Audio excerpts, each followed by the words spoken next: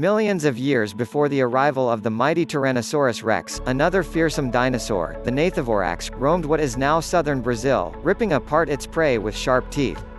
Measuring nearly 10 feet 3 meters long, it was the biggest dinosaur of its time, and also the most ferocious, placing it at the top of the food chain, as T. Rex once was.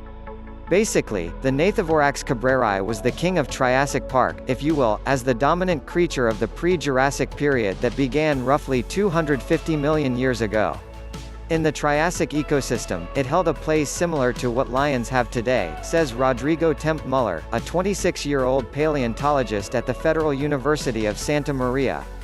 And the Gnathavorax's stomping grounds were the Brazilian pampas, sprawling plains that were then a fertile jungle of trees, mosses and non-flowering plants, and now are a gold mine for paleontologists. About 100 dig sites filled with fossils are located in Rio Grande do Sul state, on Brazil's border with Argentina and Uruguay, and are yielding clues to help experts understand that long-ago era. Hooked claws. The first Gnathavorax skeleton was found in 2014 at São João do Polocine, a small town located about 300 kilometers (200 miles) west of the state capital Porto Alegre. Dating back more than 230 million years, it was one of the oldest and best preserved dinosaur fossils ever found. The skeleton was nearly complete. It's one of the oldest meat-eating dinosaurs ever identified. The fact that it is in such good condition allowed us to glean a large amount of information about its anatomy, Muller told AFP. It was a bipedal dinosaur that walked on its hind legs and had hooked claws to trap its prey, added the researcher, whose study was published last month in Peer J, the Journal of Life and Environmental Sciences. The Gnathavorax was only about 1.5 meters tall, and weighed about 70 to 80 kilos 150 to 175 pounds, Muller said. Some of those characteristics were similar to those of T. Rex, which appeared more than 150 million years later in North America at the very end of the Cretaceous period.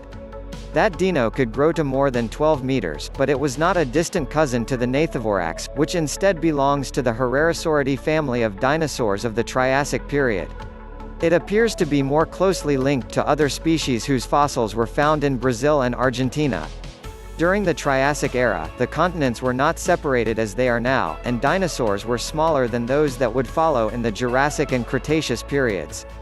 These dinosaurs eventually vanished in a massive flood plain. We've discovered numerous fossils across the region and there are surely more. The type of sediment that we have here is ideal for preserving fossils, Muller said. The future is promising. Long-necked giant. At the Center for Paleontological Research at the Federal University of Santa Maria in São João do Polocine, the Gnathavorax skeleton is on display in a glass case. The skull is particularly well preserved, and observers can easily see the dinosaur's powerful jaw that gives it its name. Gnathavorax cabreri means ravenous jaws. Once the fossils were extracted from the soil, they were carefully examined with tools that look like a dentist's drill. In some cases, the work can take years. The Gnathavorax is not the only species studied by the Brazilian research team. They also found impressive remains of the Macrocolum oedicui, the oldest long-necked dinosaur in the world, which lived about 225 million years ago.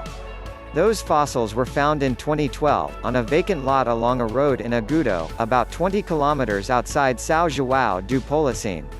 It was also a biped, like the Gnathavorax, but it was a plant eater.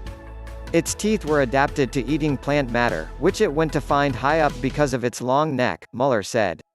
It was one of the first dinosaurs for which we found a full skeleton in Brazil, he added. These treasures are evidence of Brazil's rich paleontological history, one that partially went up in smoke last year when the National Museum in Rio was devastated by fire. Numerous valuable collections were destroyed, including an impressive group of dinosaur fossils.